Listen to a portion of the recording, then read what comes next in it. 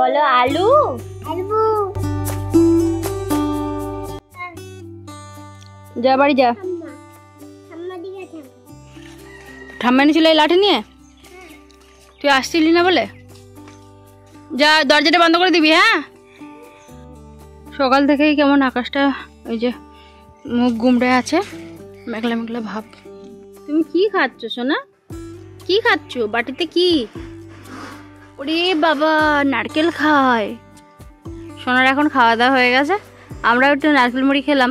ও একটু বায়না করছে নেওয়ার জন্য, তো ওই জন্য একটু নারকেল দিলাম। তাই তো। কি কি হলো? কি হলো? পড়ে যাবে, পড়ে যাবে। কি? এই যে রাহির পাপা এখন শাবল দিয়ে আর অনেকটা গর্ত করে দিচ্ছে। কি? আমি ভাত বসাই মা, খিদে পেয়ে গেছে। দেখো কোলে উঠবে। পাপার কাছে যাও, পাপার কাছে যাও। আজকে সকালে এই যে ভাতে ভাত দিচ্ছি, আলু আর উচ্ছে। বলো আলু আলু। আলবু না আলু। হ্যাঁ, তো আমাদের বাড়ির কাছ থেকে একটা ফেরি যাচ্ছে, তো কতক্ষণ থেকে বোঝার চেষ্টা করছি যে কি নিয়ে যাচ্ছে মানুষটা। তারপর অনেকক্ষণ পরে বুঝলাম পেঁয়াজ আর আলু নিয়ে যাচ্ছে। আমার বর প্রথম থেকে বলছে কি সিঙ্গাড়া নিয়ে যাচ্ছে। তারপর আমি বলি সিঙ্গাড়া নিয়ে গেলে এক্ষুনি নেবো। তারপর আমি পুরো কাজ টাজ বন্ধ করে দিয়ে, সেও কাজ বন্ধ করে দিয়ে চুপ করে আছি। দেখি বলছে পেঁয়াজ নিয়ে যাচ্ছি। তো রাহির বাবা বলছে ভালো করে বললে সবাই বুঝতে পারে, তা না, সে এমন করে বলে কিছুই বোঝা যায় না। ওদের ওরকমই একটা টান, ওরকম ভাবেই ওরা বলে।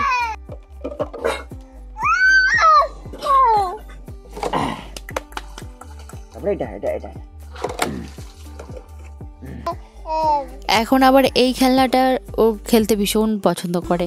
ওর সঙ্গে সঙ্গে হাত বাড়িয়ে ওটা নেওয়ার চেষ্টা করে, আর ওই যে এক এক করে সব হাতের মধ্যে নিয়ে নেয়। দেখুন, নিয়ে তারপরে যখন বের করতে না পারে তখন হচ্ছে চেঁচামেচি করে। এমন দুষ্টু হয়েছে। আবার সব যদি ওর মধ্যে দিতে পারে তাহলে আবার খুব খুশি হয়, হাততালি দেয়। তো আমরা দেখি আর খুব হাসি। আর এখন মোটামুটি সবই বুঝতে পারে। ওই দেখুন, ওটা কমপ্লিট করে ফেলেছে বলে আবার নিজেই আবার মানে হাততালি দিচ্ছে। ওদিকে রাহির বাবা ওই উনানের গর্তটা খুঁড়ে দিচ্ছে, আর আমি বাকি সংসারের কাজগুলো করে ফেলছি। এইদিকে থাকলে না ও মানে কাটাকাটি করছিল, ওই জন্য ওকে একটু ওখানে বসিয়ে দিয়ে এসেছি। ভালোই হলো। ও দেখেছেন যেই কমপ্লিট করে ফেলছে সঙ্গে সঙ্গে হাততালি দিচ্ছে। কালকে কিছু জামা কাপড় ছিল, সেগুলো সব আজকে ধুয়ে এই যে মেলে দিচ্ছি। আমি কিছুটা গর্ত খুঁড়ছিলাম, কিন্তু দেখা গেল যে শাবল ছাড়া মাটি আর কি বেশি খোঁড়া যাচ্ছে না। তো ওই জন্য রাহির পাপাকে বললাম মানে একটু গর্ত করে দিতে। তো ওই জন্য গর্ত করে দিচ্ছে। জামা কাপড় ওইদিকে কিছুটা ভিজিয়েছি, আবার করে একটু ভেজালাম। এগুলো সার্ফের জলে ডুবে থাকতে লাগুক, আমি থালাগুলো মেজে নেব। খাওয়া হয়ে গেছে, তারপরে থালা বাসন সব মেজে নিয়েছি, সবজিও কাটা হয়ে গেছে। আজকে ভাবছি একটু উনানে রান্না করব। উনান বলতে ওই আগে যে উনান করেছিলাম না, সেই টিনের যে উনানটা, তো সেই উনানেই রান্না করব। ওই জন্য জ্বালানি কিছু রৌদ্র দিয়েছি।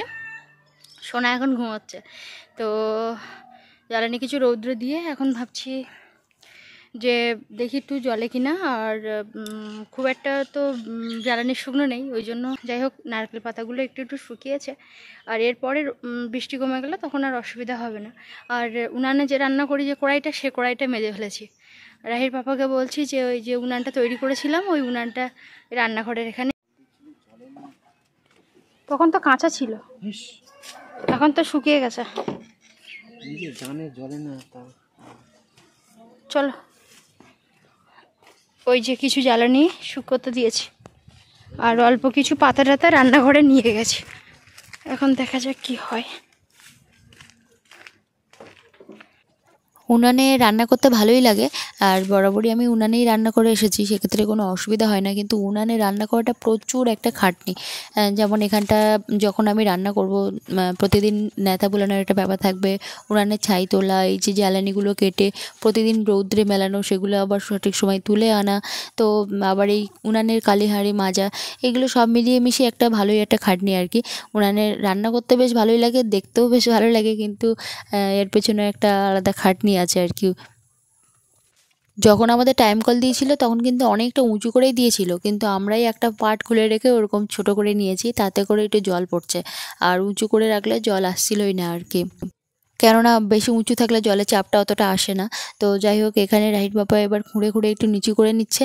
ওই কল অনুযায়ী তো নিচে আবার ইট সাজাতে হবে, তো ওই জন্যই আর কি মানে ইট দেবে আর কি, ওই জন্য খানিকটা খুঁড়ে নিয়ে নিচু করছে। আর সাথে ওই সামনেটা আরও নিচু করবে, যেখানে জল পড়বে ওখানে আরও নিচু করবে, কেননা গামলা টামলা বসাতে হবে ওই জন্য। সব সময় বাচ্চা টাচ্চা নিয়ে এখানে আমার কাছে বসে বা আমার ধারে দাঁড়িয়েও থাকে, তারপরে আমি কাজকর্ম করি। তো কাদার ভয়ে যত সব প্লাস্টিক আমি পেতে রেখেছিলাম তার ভেতরে সব বড় বড় বিছা, আজকের একটা বিছে মারা হলো, তো ওই জন্যই আর কি ভয়ে রাহির পাপাকে সমানে বলছি যে একটু করে দাও করে দাও। তো ওই জন্য রাহির পাপা খেয়ে দিয়ে এসে এই কাজে লেগেছে আর কি। আর এখানে একেবারে ইট বিছিয়ে দেবে। এখন আপাতত এখানে মেঝে টেজে করার চিন্তা ভাবনা নেই, কিছুদিন পর তো আমাদের ঘরের কাজ শুরু হয়ে যাবে, তখন মালপত্র আসবে, তখন গিয়ে একেবারে এখানে হচ্ছে একটু বড় করে কলের চাতালটা করে নেব। কাচাকুচি বা ধোয়াধুয়ি এগুলো সব ওইগুলো এখানে হয়ে যাবে। তো ওই জন্য আপাতত আমরা ইট দিয়েই আর কি কাজ চালিয়ে নিচ্ছি। আমিও এই যে রান্নাবান্না করবো বলে ঘর থেকে সব একা করে বয়ে বয়ে আনছি এখানে। আর সোনা যেহেতু ডালিয়া খায় এই সময়টায়, তো ওই জন্য ওকে আবার মানে গ্যাসের কোণে ডালিয়া বসিয়ে দিয়ে এসেছি। আমি ওই ঘর একবার আর রান্নাঘর একবার এইভাবে আর কি যাতায়াত করছি। এই যে অউঠিটা আমি ওগুলো সরাই দিই, আমি তো ওগুলো সরিয়ে দিই, ওই সরাই দিয়ে আর অউঠিটা রয়েছে আমার হাতে কামড়াইছে না, ওইটা ভালো। ওটা হচ্ছে কালাস সাপ আর ভীষণ বিষাক্ত। তো এর আগেও দুটো মারা হয়েছে ওই একই সাপ, আবার একটা মারা হলো ঘরের মধ্যে আর কি, হঠাৎ দেখতে পেয়েছিল বলে। ওইখানে যে আমার কলটা ছিল না আগে টাইম কল, তো ওইখানে যে ইটগুলো পাতা ছিল, তো রাহির পাপা ওইগুলো সব বয়ে বয়ে এখানে আনছে। আর এখানে একদম বসা যায় না, আজকে এখানে ভীষণ বড় একটা বিছে মেরেছে। আমি ওই পলিথিনগুলো মানে পেতে রেখেছিলাম, কেননা কাদা আর মানে ধোয়া কাচা যেত না, তো ওই জন্য ওই তুলে দিয়ে আর আবার ইটগুলো যতটা আছে এখানে বিছিয়ে দেবে, না হলে কাজকর্ম করতে খুব অসুবিধা হচ্ছে। সোনা, তোর খাওয়া হয়ে গেছে? হয়ে গেছে? কি খেয়েছো? ডালিয়া খেয়েছো? এই টাটা বলে দাও। Tata tata tata. ওদিকে তো রাহির পাপা কাজ করছিল, তারপরে ডাকতেই রাহির পাপা ছুটে গেল, গিয়ে দেখলো ওই যে কালার সাপটা। আর কিছুদিন আগেও কিন্তু এরকম দুটো সাপ মারা হয়েছে, একদম মানে টিভির কাছেই আর কি বসেছিল দুটো সাপ, তো আবার মারা হলো। আবার আলমারি তোলাও আর নাকি একটা ছিল, সেটা মারা পড়েনি, মানে ধরতে পারিনি আর কি। আমাদের ঘরেও মাঝে মাঝে সাপ দেখা যায়, কিন্তু অনেকটা উঁচুতে দেখা যায়, মানে নিচে থাকে না বলে খুব একটা মারাও হয় না। তো যাই হোক, রাহির পাপা গিয়ে তাড়াতাড়ি করে আবার গিয়ে মারলো। আর এগুলো বিষাক্ত সাপ না, মানে দেখলেই ভীষণ ভয় করে। আমাদের সামনে যে বড় খালটা দেখছেন, ওই খালটা অনেকটা পুরানো খাল, আর পাড়গুলো খুব একটা ওরা বাঁধায় না, মানে কোনো কালেই ওরা পাড়ে মাটি দেয় না। তো ওদের পাড়টা শেষ, আর আমাদের যেহেতু ভিটে বাড়িটা শুরু, যে কারণে ওই সাপগুলো কিন্তু ওইখানেই আর কি বেশি থাকে। তো ওই সাইডটার দিকে মানে বেশি সাপ থাকে, ওই জন্যই কিন্তু রাতের বেলা হোক বা দিনের বেলা হোক ওরা ঘরের মধ্যে চলে আসে। ঘরে যত টিকটিকি ইঁদুর যত থাকে আর কি, তাদেরকে খেতে চলে আসে। তখন ওই পাতাটাতে দিয়ে কিছু একটা সেদ্ধ করছিলাম, তো বলা হয়নি, ওটা হচ্ছে আম পাতা দিয়ে আমি ওই ওল সেদ্ধ করছিলাম। ওলটা ভীষণ গাল চুলকোয়, তো অনেকেই বলে যে আম পাতা দিয়ে যদি সেদ্ধ করে নেওয়া হয়, ভাপিয়ে ফেলে দেওয়া হয়, তবে নাকি আর গাল চুলকোয় না। তো ওই জন্যই আমি ওরকমটা ট্রাই করে দেখছি যে সত্যিই গাল চুলকোয় কিনা। ওই জন্যই উনানে রান্না করছি, যে ফালতু গ্যাস পুড়িয়ে দেখা গেল আমি আর খেতেই পারলাম না। তো ওই জন্যই কিন্তু একটু ট্রাই করে দেখছি এই উনানে। ওদিকে সোনা চান টান হয়ে গেছে, ওকে খাইয়েও দিয়েছি, দিয়ে ওকে ওই যে আবার পাশে বসিয়ে দিয়েছি, আর ও একটু খেলছে। আর কুঁদরি আর আলু কেটেছি, ওইটা ভাজা করব।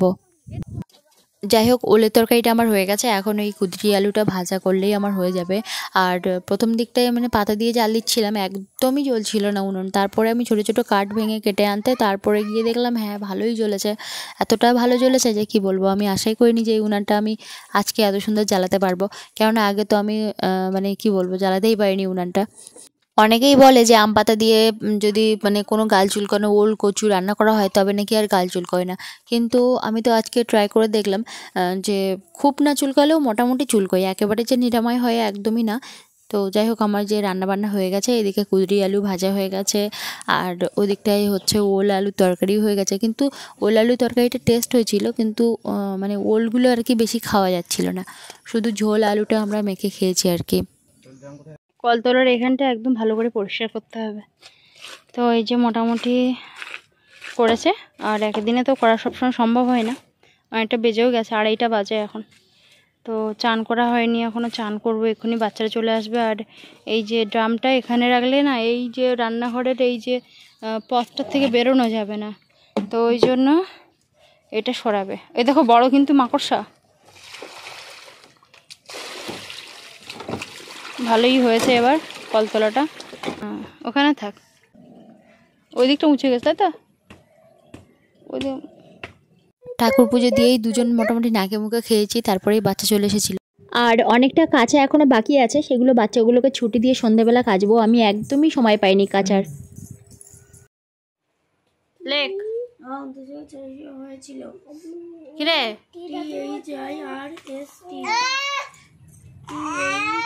বিকালে এই যে বাচ্চাগুলো পড়তে চলে এসেছে, আর বাইরে কিন্তু একটু ঝিরে ঝিরে বৃষ্টি হচ্ছিল, এখন একটু কমেছে আর কি।